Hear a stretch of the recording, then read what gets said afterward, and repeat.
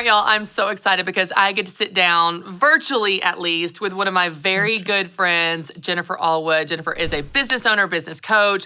She has a best-selling book, Fear is Not the Boss of You, and she's just a really awesome person. Jennifer, thanks for being here. Thanks so much for having me. I would not miss it. I'm super excited. This is not your first time on the show. You and I are great friends. You've spoken at Business Boutique. We have just been kindred spirits for years. Yes. And so I'm so excited to get to have you back on because we were talking about something that I always look to you for, and that is wisdom about when to hustle and when to slow down. And gosh, sometimes it's hard to know the difference. But before we dive into that, for anyone that may be watching or listening that doesn't know who you are, tell us a little bit about your business, about your book, Fear is Not the Boss of You, and all the things you love to work on. Yes, thank you. I'm honored that you would think of me on that topic. So, yes, I live in Kansas City, Missouri. We have 4 children. You and I are similar. We got 2 boys, then a girl, and then we were sending one off to college, and we ended up adopting a little girl 2 years ago. So now we're back to homework folders, Christy. Fun time.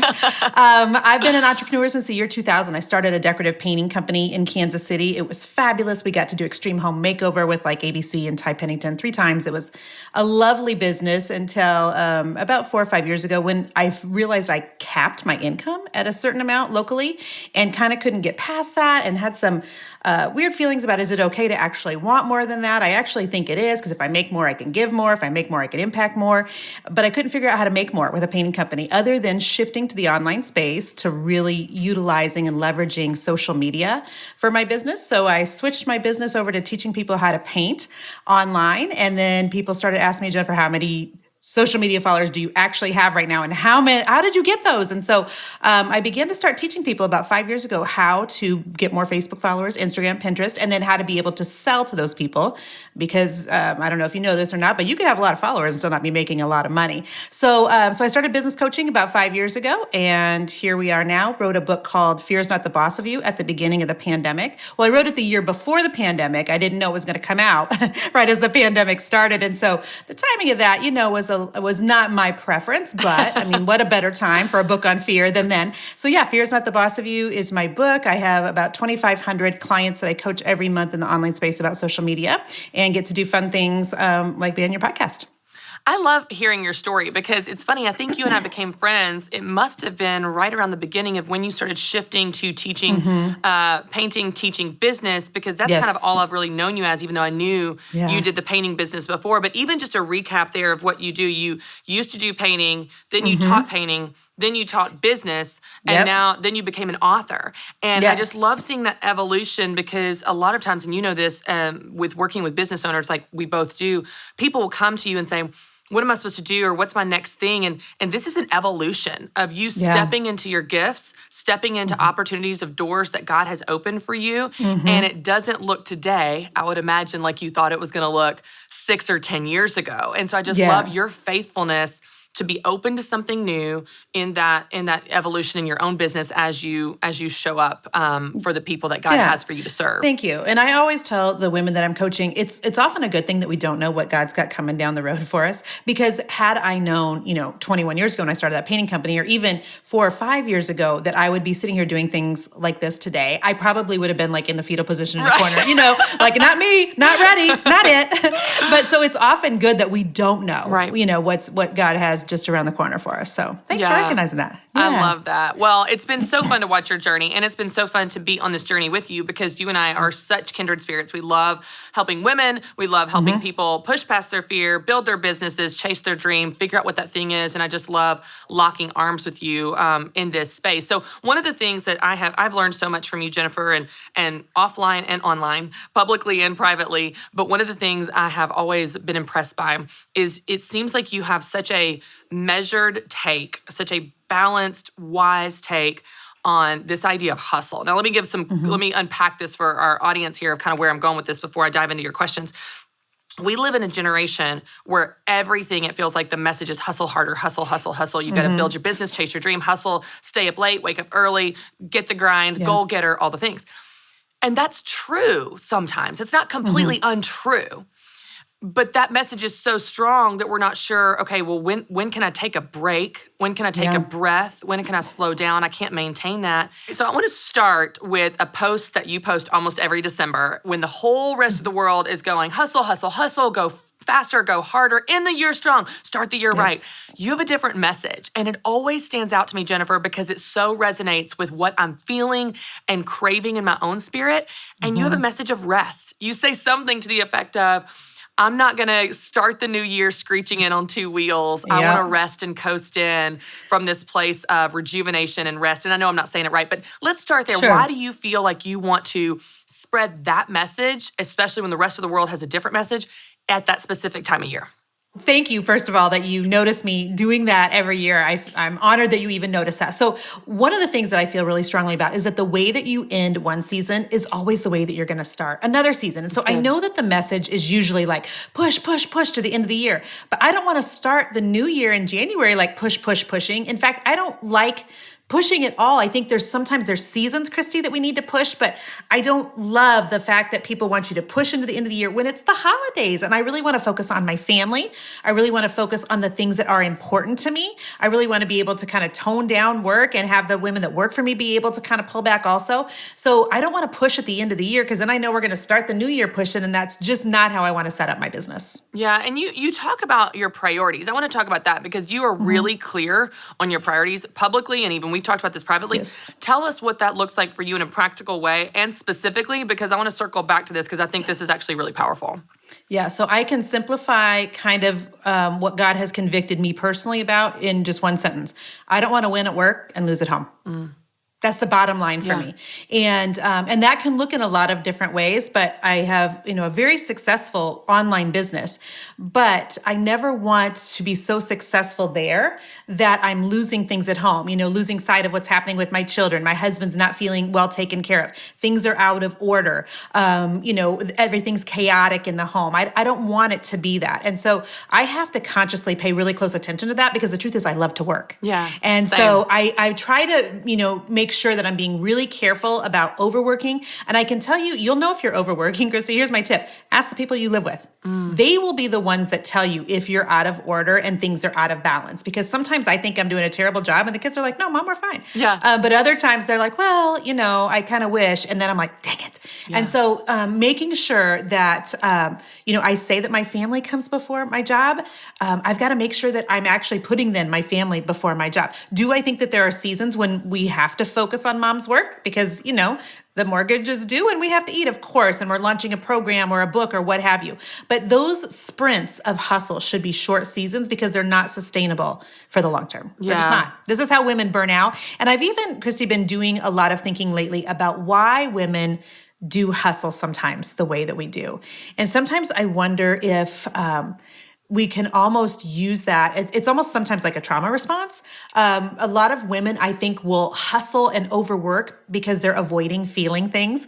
And so sometimes I think, too, if things feel out of control at home, that a lot of times as women will be like, okay, well, what can I control? Work. Yes, I can control work. Yeah, and then we'll go all in on work, and neglect some of the things that we know are actually our priority, but it feels almost easier sometimes to win at work than it does at home, especially if you have 3 teenagers. Can I just throw that in there? 100%. Or 3 little kids, 100%. Oh, yes. Because I can my control goodness. my work way more than I can control my children. Can we just say that? 100%. That is a fact. Yes. Yes, and there's times when I'm like, I don't know what I'm doing with these children. I mean, there is no manual for having one in college, one in high school, one in middle school, and one in, in elementary school. And by the way, we will not have one in preschool in case you were going to throw that in there. But I do know what to do on Facebook. I do know what to do on Instagram stories. You know what I mean? And so I find myself falling into that often and just need to bring myself back all the time. Okay, so here's my question then. How do you know? How do you know this is a season of hustle? This is what's right now. I don't need to feel guilty for focusing on the book, the launch, the project, the business. Right. I want to be all in. We're all on board. We're all in because this is what's right now. And how do you know, the Christmas as an example, this is a season of rest. Summer is an example. I know for a lot of people, seasonality of school, and there's, the literal seasons can help dictate that. Yes. But how do you in your own mind in spirit and in a practical way, Jennifer, how do you decide this is what this season looks like and this is a time to go all in and this is a time to really pump the brakes? For yourself, I'm just curious how you do that. Okay, so I think usually you just know. How did you know that you weren't done after 2 kids? You just kind of knew, right? Yeah. You just kind of know. Yeah. And so when women ask me, like, how do you know, I have 3 babies and I'm not sure if I'm done yet. Well, then you're probably not done. Like, you know what? I think we forget that God gives us an intuition as women. We know when we're out of balance. We know darn good and well when we are out of balance. Some people do, but Jennifer, you and I are super opinionated. We are super I feel like that we are more the type of personality that's like, yes, this is what I want to do, and we go for it. I think there are some people, maybe personalities that doubt themselves. And it's just whether it's from how they were raised or their personality style. So I think maybe you and I take that for granted because I think we might know and be more in tune with that than some people are. Do you think? Well, I think as entrepreneurs, you've really got to start paying attention to that intuition because otherwise, like we'll look at people, how they're building their business and we'll think, okay, well, this is the example that I'm supposed to be doing this, how I'm supposed to do it. This is what it's supposed to look like. It's not really how I want to, but you'll start modeling your life or your business after somebody else and ignoring that still small voice that you have on your own. And so I think that, Christy, there's a conviction that God will give maybe your family that's different than mine, my family different, than other people's. So I think that that's why it has to be really personal. There are other women that maybe would be able to put in a lot more hours every week than what I can or that I want to. But my personal conviction, I know when we start getting really out of balance in the home and the house starts feeling really chaotic and the kids start falling off the rails and mom's crabby. I mean, those are all the signs. Pull back, Jen. Yeah, pull back. It's good. And for us, the physical calendar is important because I like to pull back during the summer. I like to pull back over the holidays. I like to pull back over my birthday because I'm vain like that. Right. I'm getting ready to turn 50 and I'm like, Mom's taking off 10 days. Watch me work. Here I go. It's gonna be it's gonna be amazing. And so there's times that I want my kids to know they're the priority. Like when my son Noah, we were just moving him up to college. I actually had a challenge that week for my business and was supposed to be, live on camera on that Saturday morning. I had to tell my team, like, I'm not going to be able to do that. I'm moving him to college, that Saturday. And so always trying to make sure that the kids understand there are times when mom has to work, but I never want them to be my age, Christy, and sitting in front of a therapist saying, I never felt like I was the priority. Yeah. Does that make sense? Yes. And so I'm constantly trying to keep that in mind. I know I'm not doing it perfect, but I just want to be really aware of the fact that, yes, this is my job, but it's also my business that I designed myself, and I can do it in a way that still honors my family and puts money in the bank account. It is possible to do both. There are times, like I've told you, when we're launching the book, when we're launching a course, when we're doing a challenge, where I will have to work more than normal, but my team also knows that I want to work while my kids are at school. Yeah. So as little on the weekends ever as possible. It's very rare you'll ever see me do something on a Saturday or Sunday. As little after the kids get home from school as absolutely possible. I mean, would we possibly have better results if we did a lot of our pushing at 7 o'clock at night or 8 o'clock at night? Probably. Because a lot of the women I coach, work a day job and have a side hustle. But again, it goes back to setting up a business in a way that's really authentic to you. Right. And I even did this though in the beginning. And in the beginning is usually when you need cash, right? In order to maybe leave that day job, especially. But even in the beginning, I was highly aware of the fact that I don't want to just, do all these extra things that I know I can't maintain for the long haul. And so making sure from the very beginning, I was working just when the kids were gone, when the babies were napping, when they had a play date. I have always been just really aware of that. And sometimes I think we think we're maybe doing a bad job, but then the fact that you're even aware of it probably means you're doing a better job than what you think. You know what I mean? And so it's like when moms are like, I'm not sure if I'm doing a good job as a mother. I'm like, the fact that you're even worried about the fact that you're doing a good job as a mother probably means you're doing a good job as a mother. Right. So it's that thing. Yes. The fact that you're asking the question, I love how you talk about the seasonality because my seasonality of my work and family mirrors so much of what you're talking about. It a lot of times is the school calendar. It's the summer. I'm taking my foot off the gas. I'm hanging out with my kids. I'm leaving early to go get them from school and go get ice cream. And that's what it looks like in the summer and winter. And then the fall and spring are heavy event seasons for me. I'm traveling. I'm on the road. But even in a more specific time frame, a lot of times in a month or in a week or in a day, I'll say to myself, what is right now? When I'm feeling pulled in lots of directions, what is right now? What is right now? And sometimes the right thing is my child. Sometimes the right thing is my husband. Sometimes the right thing is my work or whatever. But when you just say, what is right now? It helps you kind of discern, is this a time to hustle, to work, to focus on this area or that? Because I think we do feel pulled in so many different directions. But you said something a second ago that I think is really powerful. And I think for women to align how they spend their time with what they care about the most is where that balance, that feeling of balance comes from. One of the examples you used, taking off during the holidays and your team takes off. I don't, for almost ever, post on social media on Saturdays. And that's a simple thing, Good but for it's you. intentional to say to my audience, I don't want you looking at your phone on Saturday. If I'm going to teach you to be with your family on Saturday, then I'm not going to be in your news feed on Saturday. And so it's a very simple, intentional thing that most people probably don't notice, but it feels like for me alignment of my values to what my work is, of my values to how I spend my time, of my values of how I'm teaching others to spend their time. I want to circle back to something else you said though. Yeah. And this is one of the things that I love about you, Jennifer, because you're so outspoken on it.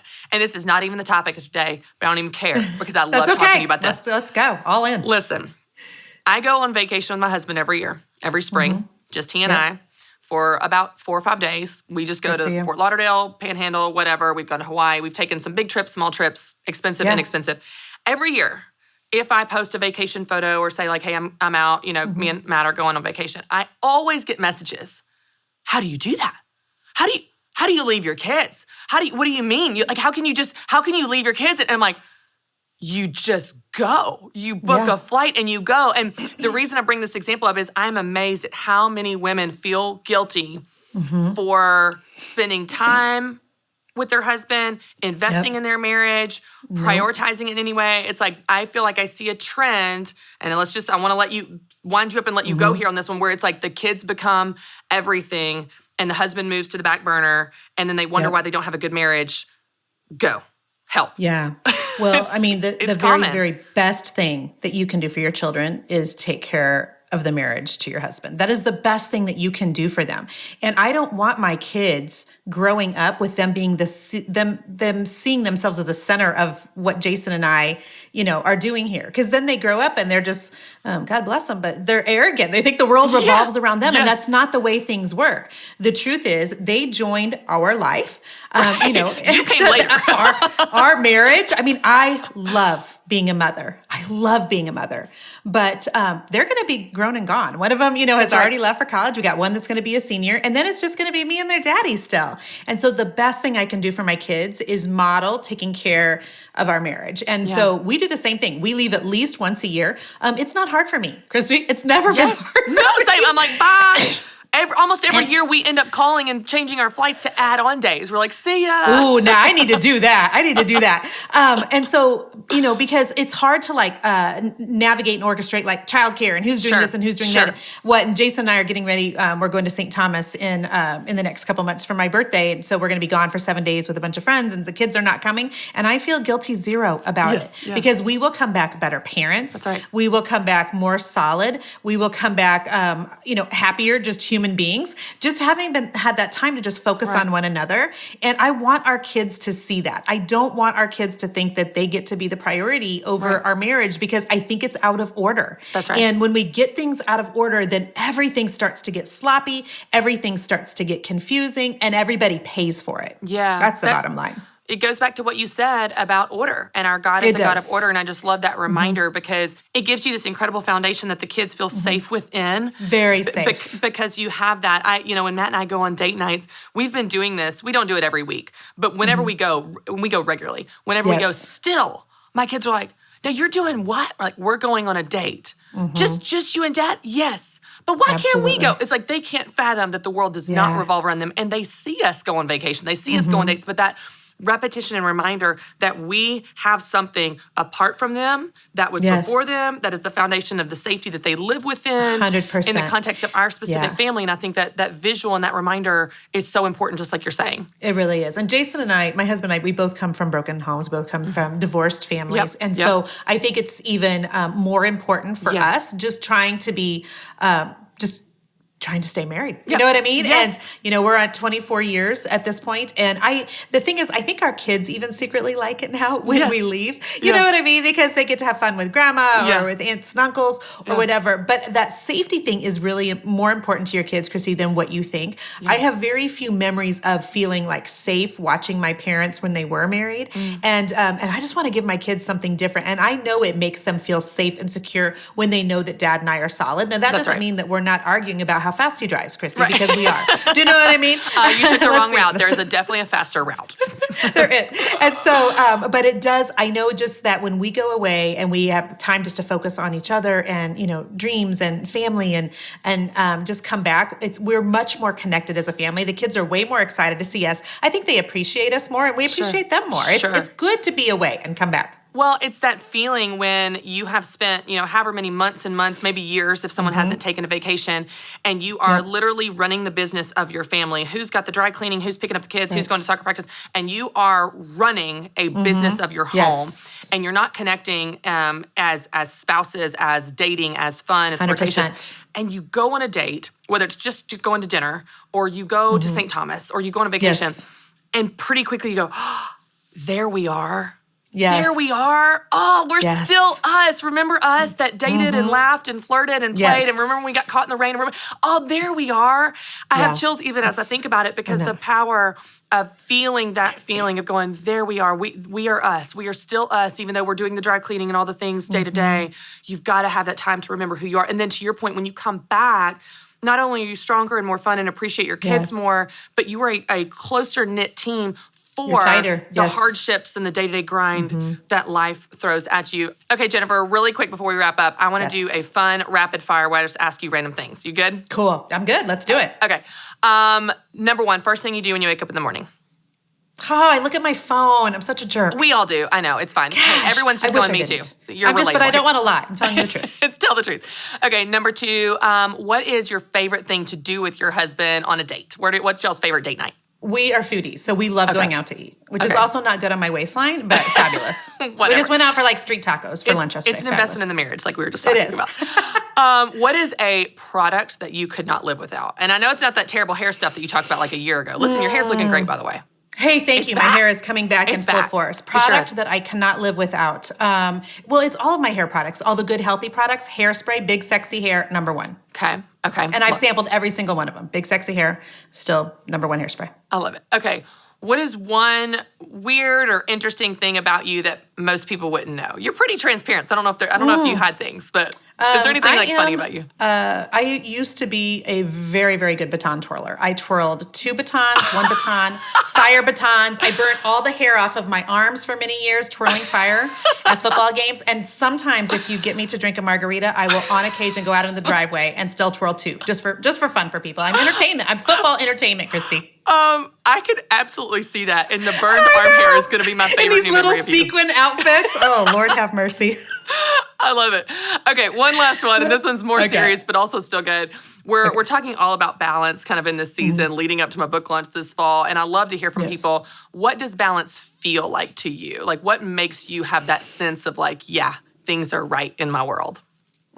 So when I'm balanced, I feel like I've got things in order. I feel like I got priorities in order, and there's a real peace in my spirit when things are in balance. Which the opposite of that is when I'm very chaotic and everything feels very chaotic. So, yeah, that's so good. It feels peace. Oh my God, Jennifer, 100%. I could just talk to you all day about all the things. I could too. This is so fun. You are so wise, and I just love how you love the people that you take care of, the women that you coach, the readers of your books, your blogs, all the things, and you also love the Lord, and you love your family, and I'm just so, so grateful for your friendship. I'm grateful to know you. I know people want to know, where can they follow you? Tell them on Instagram and your website where they can get your book, Fear is Not the Boss of You, and hear about all the things that you're doing. Thank you. They can go to my website, jenniferallwood.com. There's some fun freebies there. There's links to go get my book.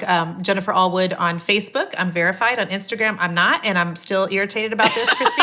How do you have over 100,000 followers on Instagram and not a check behind your name? I don't understand. What are they doing? And so I'm going to take this up with Mark Zuckerberg when we meet again, which we never will. But anyhow, but that's where they can find me. The book is, of course, wherever books are sold. And so thank you so much. I just want to pay some honor to you because it never feels like competition with you. We coach a lot of, women that are in the same industry and same niches. We have a heart on the same things. It never feels like we're in competition. And I love that about our friendship. So thank you. Thank you for having me and all you're doing for women as well. Well, so, Jennifer, I could not echo that enough. And one of the things I love about you and I that I just want to reiterate before we wrap up is you and I, what's so cool about us is we serve an abundant God. And I hope Amen, that women sister. see that and feel that Yes. because there is no competition when you have a God that is a God of abundance and there is Amen. plenty for everyone. And I love how he's using you and love how he's using me and using us together. So thank you so much for your time. Thanks for being here today. So much. Thanks for having me.